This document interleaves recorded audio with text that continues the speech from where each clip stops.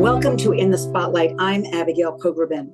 Today we are going to talk about a subject I think gets short shrift often in the Jewish community, and that's how those members in our extended Jewish family who have the disability of blindness are able to access the Torah and even share it with the rest of us. And our guests for this discussion are first Livia Thompson. She's executive director of JBI, originally founded as the Jewish Braille Institute. She's worked in the Jewish not-for-profit world for nearly 40 years. She previously served as executive director of Central Synagogue in Manhattan, interim chief of staff of HUC JIR, and as a consultant with synagogues and Jewish institutions in the United States and abroad. Next is Batya Sperling-Milner. She's a junior at SAR High School in Riverdale, the Bronx. She is an active member of her school community, passionate about the intersection of Torah and disability justice. She runs a disability discussion club at her school, as well as a mentorship program for visually impaired students. She is legally blind, and she has been a patron of JBI's for many years. And finally, Batya's mother, Rabbanit Aliza Sperling.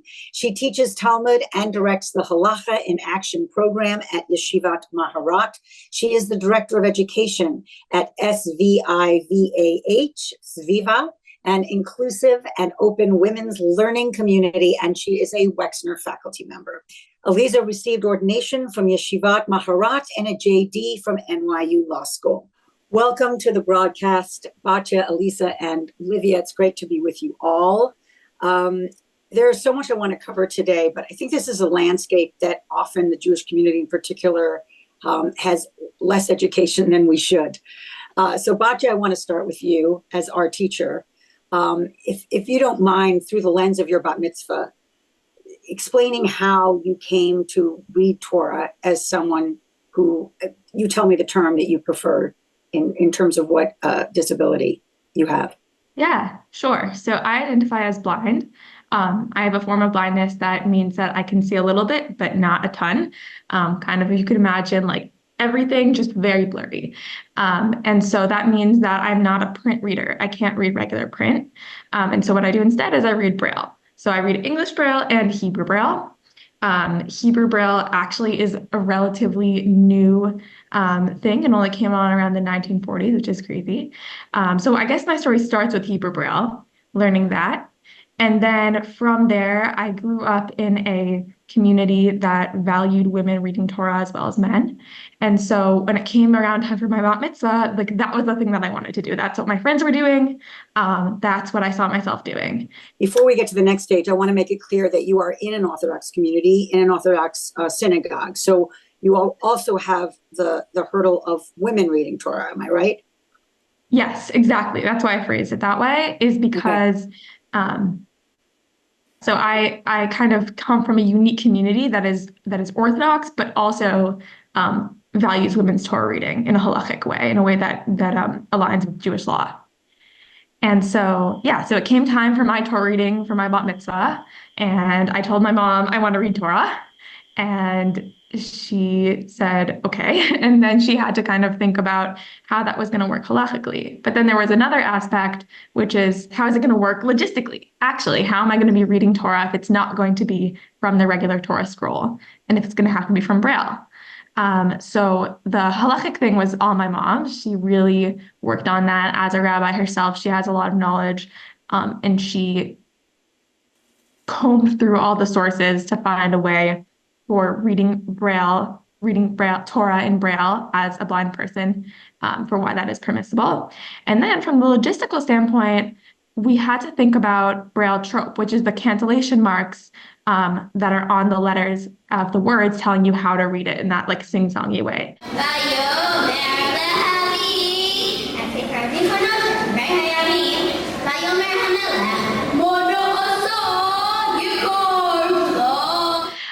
And so those are not things that are on the Torah itself, of course, but when practicing, it helps a lot to have those marks, because like that way you don't have to memorize how it's going to sound. You can read kind of like reading music. And so that was not a thing that was adapted for Braille. And Yeah. let's just pause there for a minute because it's just such an incredible story. And Batya, you're how old now? I am 17 now. You're 17 now, but I heard an interview when you were 12, right? When this all happened, or were you 13, 12? I was 12. So you were already extraordinary. I'm sure you were extraordinary at 5, but just in terms of understanding this landscape, because I want to circle back to actually how you managed to get to the ceremony. Let me pause and for a minute and put a pin in it and go to your mom on just the sources, this deep dive on the sources that you did, Aliza. And thank you for letting me call you Aliza, although you are a Rabbanit. And just so our audience remembers, I interviewed Rabba Sarah Hurwitz for this broadcast and 2 other wonderful Maharat teachers. And I know you were ordained there. But just what was your response when your daughter says, I actually want to do this, and there's no roadmap that exists? Well, my response was panic at first because I was pretty sure that there wouldn't be a way to do this halachically, according to Jewish law. And can you explain why? I think people don't realize that it's about having this Torah needs to be read. Am I right? Right. So my assumption going in was that in order to have a Torah reading that was kosher for the congregation to fulfill its obligation, then you actually needed to read from a kosher Torah scroll, and you actually needed to read from it. You needed to be able to see the text and to read from the scroll itself. And I was pretty sure that I was right, and it turns out I was wrong. When I did the work, I was shocked to find that that actually it is permissible to read from a non-kosher scroll or book and fulfill the obligation of the congregation. Not everybody agrees on it, but many do. And Maimonides, I would say, Rabbi Yosef Karo and the Shulchan Aruch, the Ramah, we don't practice that way right now for, I think, certain public policy reasons. We don't want to tell people you don't need to have a Torah scroll. Otherwise, why should you invest all that money in buying a kosher Torah scroll? But in cases of disability, I think that it is perfectly permissible to do so.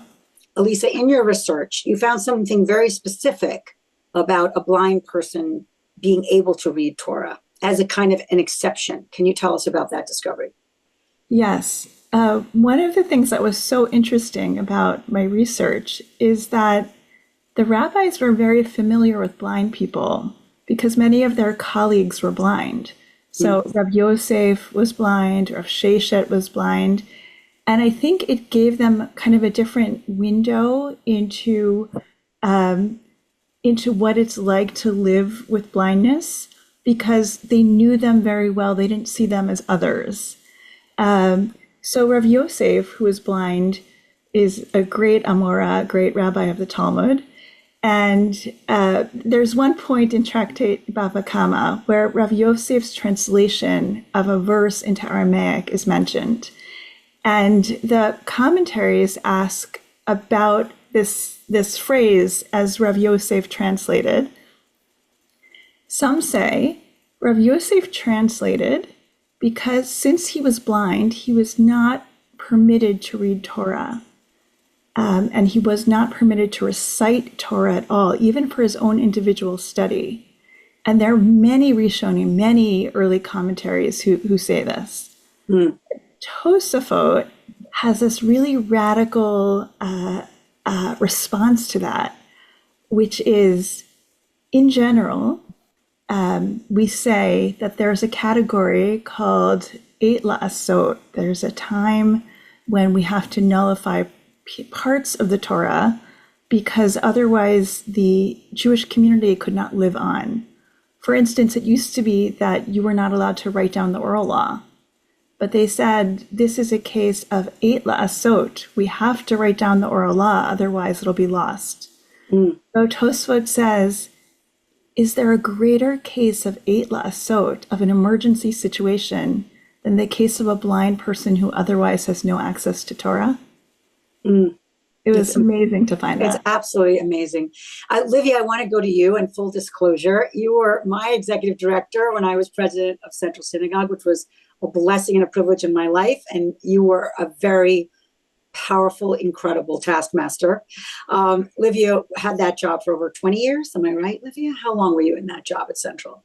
24 years. 24 years. Amazing. Yasher Koach. Yeah. And now we're talking to you today because you're the executive director of JBI, which was originally founded as the Jewish Braille Institute. So first, just in terms of this particular story, where does JBI get involved? And then I'd love to zoom out on what JBI does.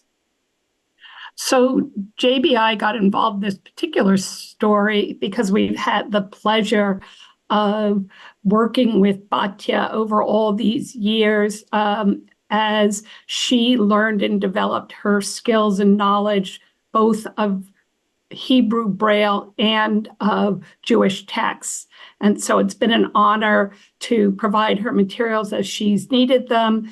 And I am very excited because I believe that Batya may be coming to do some outreach work with us, because who better to share her story and the power of Braille materials than somebody who has used them so successfully.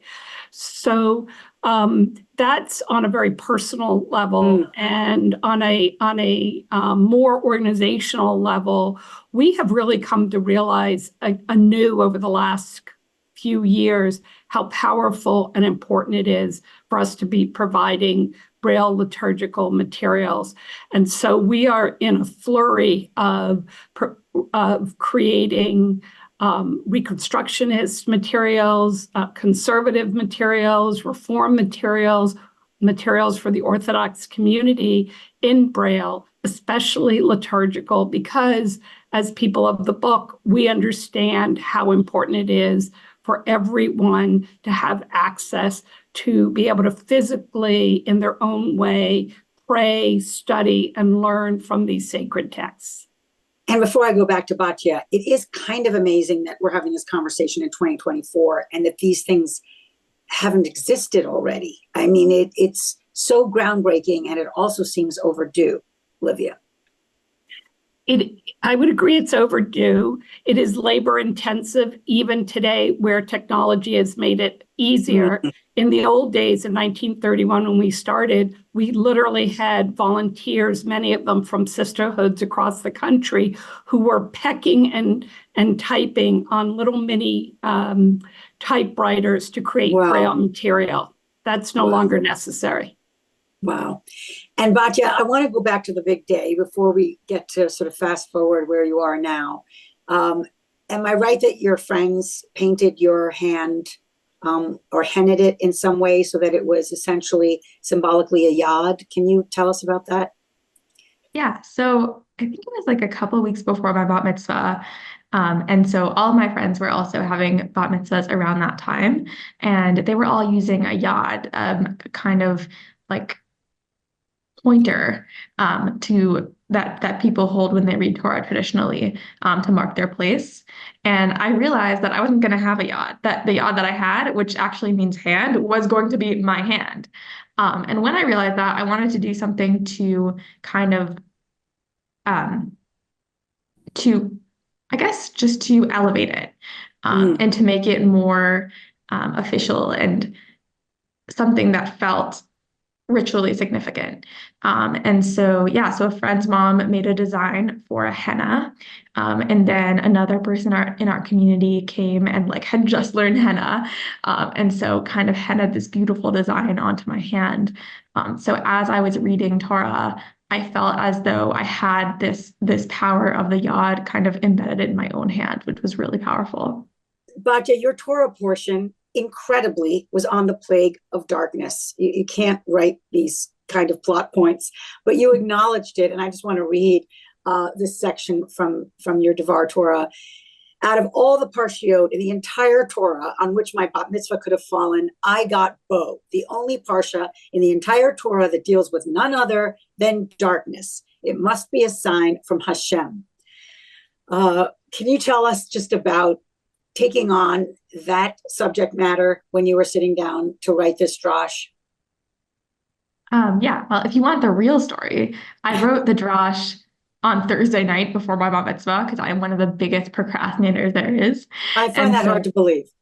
I got there and I was like, okay, gotta write something. And I wanted to approach this weird coincidence with humor because that's the way that I approach most things that involve my blindness to start out. Obviously, there are serious things to talk about, but it's not like a crazy, like tragic thing that I don't want to talk about. It's something that I feel fine joking around about. And I also find that when I do that, it lightens things up so that other people feel more comfortable talking about it. Yes. And so, yeah, it just made sense. And as I said it in the moment, I felt the mix of discomfort and amusement that kind of went on throughout the synagogue. Like there was some laughing, some, how do I think about this? But I felt that was important. Yeah, exactly. Is it okay? Is she going to be mad? But I feel that the more that I kind of expose people to that kind of humor and lightness, the more that their perception of blindness will change from some terrible fate to just something that you deal with and something that happens. And you took on the full load, I think, more than the average B'nai Mitzvah, 106 verses, kind of soup to nuts, all very impressive for anyone. I just want to, again, quote you because this moved me so much. You said, when I stand up here, I think about people who read before me, and I want to do what they did.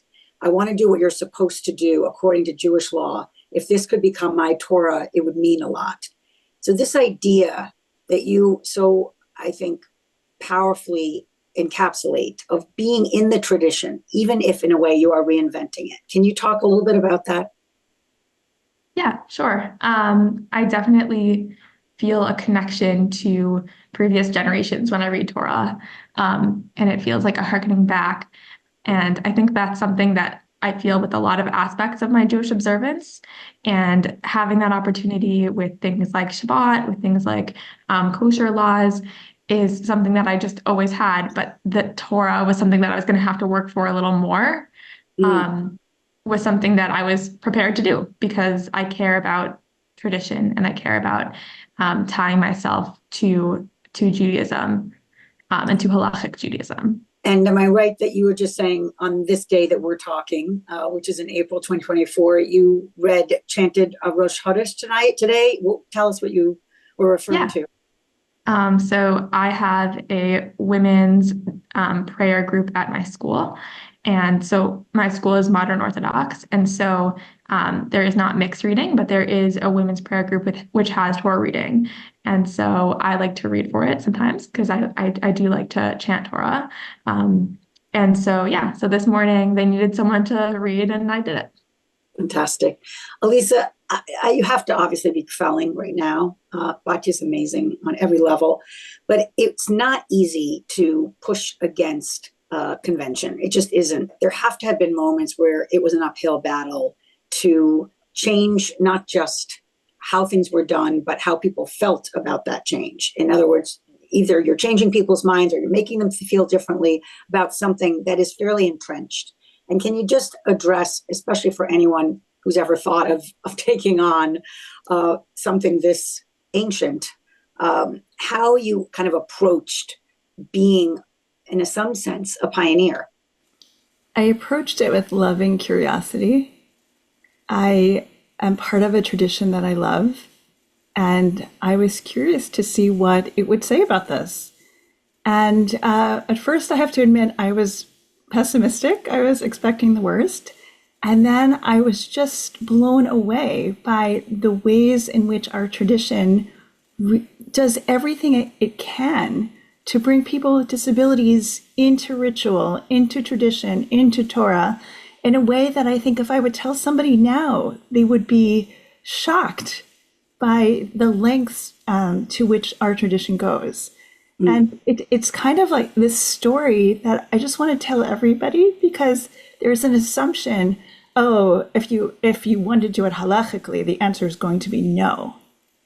And I think that people have to learn a little bit more and see the history of blind Jews' involvement in Torah is actually an amazing story of halachic inclusion. And when you think about JBI and its role here, and it's not that I just want to do an advertisement, although I do want more people to know this exists because it seems essential to me in the Jewish world. What would you say about the role that they played in just making this dream possible? JBI did so much for us because, as wonderful as Batya is, she needed texts. She couldn't do it on her own. So even before her Bat Mitzvah, when she was in Jewish day school, they sent her her Hebrew books in braille, and there would be boxes and boxes of Hebrew books in the principal's office for Batya. They sent somebody from JBI to come and teach her Hebrew braille. They put up with our many requests for when Batya read the Megillah, even before her Bat Mitzvah, and they would send her chapters of the Megillah. They helped us so much with her Bat Mitzvah. We're so lucky that we have this relationship. Mm. And Batya and I have been talking a lot about how we wish that everybody would be able to have access to all these texts. We were really lucky. We knew who to call. We called beforehand. But it should be that any blind person who walks into any synagogue should have braille and large print sidurim and chumashim available. So, Livia, if there was one thing you wish that every synagogue could do or change when it comes to this area of inclusion, what would you suggest? I would go off of what Aliza and Batya have said, which is, it's one thing to say, if somebody asks us, we will then go and get. It's very different to say, we're going to have everything available so that there's absolutely no question that when someone comes, we have. And whether that is the Braille prayer books, Braille texts, large print, whatever it is, I'm proud to say JBI is happy to provide it, and we believe it should be available before anyone asks. In terms of cost, just so people have some sense of that, can you give us the... Absolutely. For individuals who ask directly, there's absolutely no cost. We're very proud to be able to provide this service.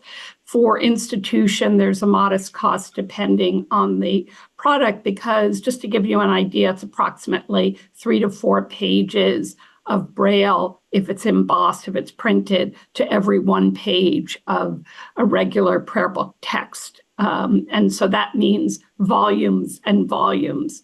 As Aliza said, the principal's office was full of books. And can you just say technically how this gets done? Like how actually is so much material translated into Braille? How does that happen? Yeah. So I believe it's magical. To me, it's a little bit like airplane flying. It's been explained to me, but it's still magic. With Braille, what happens now is that if we can get a text, we take that text and we put it through a computer program called Duxbury. That program converts the text to Braille. It does require human intervention to review, to check, to make sure it's accurate. That can then be converted to a BRF file, which is an electronic file, which can then be sent to Batya or anyone else for them to read on their own home Braille reader, which is a whole other piece of magic. Or we can send it to an embosser, a printer that physically creates the Braille on paper, and we then bind it and send it out. I will say, for anyone who's interested, we love giving tours. We love showing where the magic is. So, Batya, you said, this isn't an interview, I don't like when people make a big deal out of the fact that I'm blind and make that a whole thing. And then you sort of imitated what people say, she's amazing because she's blind, she's doing so great. That there is this sense of almost like your benchmarks of success are lower in some sense. And I would just love you to be as honest as you can about that so that you educate those out. I'm hopefully not including myself, but I have to really do a kind of excavation of how I've also fallen prey to this, where there just is an assumption that it's so hard that you're celebrating someone for just doing things that I think you think are not necessarily so extraordinary. Yeah. I would say that the biggest challenge that I faced as a blind person is not my lack of sight. It is low expectation. It is people coming in with an assumption of what I can and can't do and sticking to it, even as I prove them wrong, and making things difficult when they don't need to be, because there are so many different ways to access things, to get things done. There's one normative way that most people do it, and then there are so many others. And so I think the biggest thing that I would ask people, and like the biggest thing that I would love to see change, is that change of expectation, that taking out whatever assumptions you have about blind people because of the media, because of pop culture, and kind of saying, I'm just going to look at this person as a person. I'm going to let them show me what they can do. Amazing. And before I want to give you the last word, Batya, and go back to your mom. But first, Livia, just so people know what's available, there's a Haggadah, there's a Siddur. Am I right? There's basically every Jewish book is available through JBI, or am I overstating it? You're slightly overstating it, but we have hundreds and hundreds of books in multiple languages and multiple denominations, liturgical books, mostly in braille or large print, and audio books for materials of secular Jewish interest as well. Thousands of them. And I know you've talked about the fact that we're the people of the book, and sometimes that can just sound like a cliche, but it's so resonant here. And I love that you've invoked it, because we need ultimately for everyone to be able to interact with this book, and particularly Torah, which is so foundational. Can you just, I guess, for your last word, address why for you personally this is such an important mission? So I've been part of the Jewish community, both as an individual and a professional, for a very long time. And I believe strongly in the beauty and the power of being part of this community. And the idea that anyone who wants to be more involved, wants to learn more, wants to know more, wants to feel connected, would have any barrier to that connection just on a personal and professional level just seems really like a shanda. And so my goal and the goal of JBI is to make sure that never happens. Batya is a wonderful example. As she said, don't assume anything but that each of us can do more, and we just need to be given the tools. And that's part of what JBI is trying to do. Amazing. And Rabbanit Sperling, you have what I think was a 40-page document. Now it's probably 60 or maybe double that, and people can find it, I hope, and I'd love you to tell us where. But I guess for your last word, I would love to know just how this journey has changed your rabbinate, your kind of approach to the work that you do and the mastery that you've accomplished. What a great question. Thank you. I have been so impacted by this journey. I've been on this journey since before Batya was a Bat Mitzvah. Now she's 17. And I think partly I haven't finished writing everything because I just love it so much. I can't give it up. I feel like I've uncovered within the texts this amazing love and acceptance of all people, no matter what their abilities are. This way of seeing people as equals, of truly seeing other people's needs. And so I love looking into the texts and seeing that. And I think that's what we should each aspire to today as well. And where can someone find your paper, even if it's constantly in formation or growing? I've got an executive summary that you can find on the internet very easily, and I can send to you. Wonderful. But if they look for your name, it'll come up. Yes. And then I've got little bits and pieces of other parts of it in different places, and hopefully I will put it all together and get it out there. Wonderful.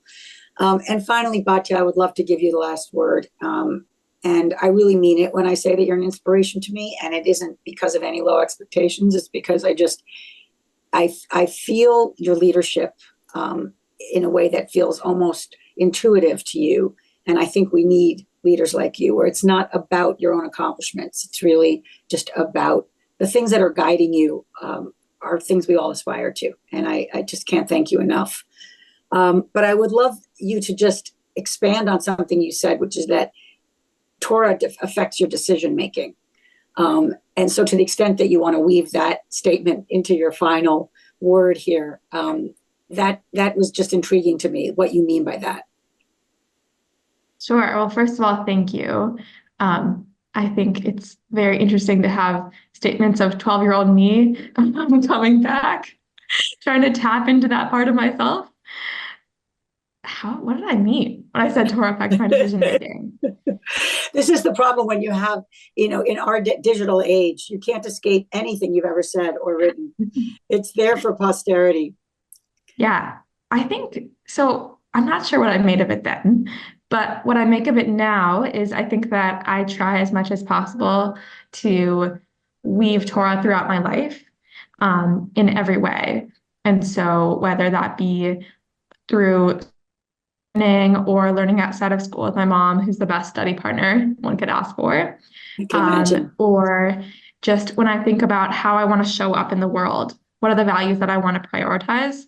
Those values come from Torah. Those values of tzedakah, of giving, of rachamim, of kind of like radical compassion. Those are things that I get directly from Torah. And whenever I look into a text or a Torah concept, I'm always looking for how is this going to improve the way that I show up in the world. Amazing.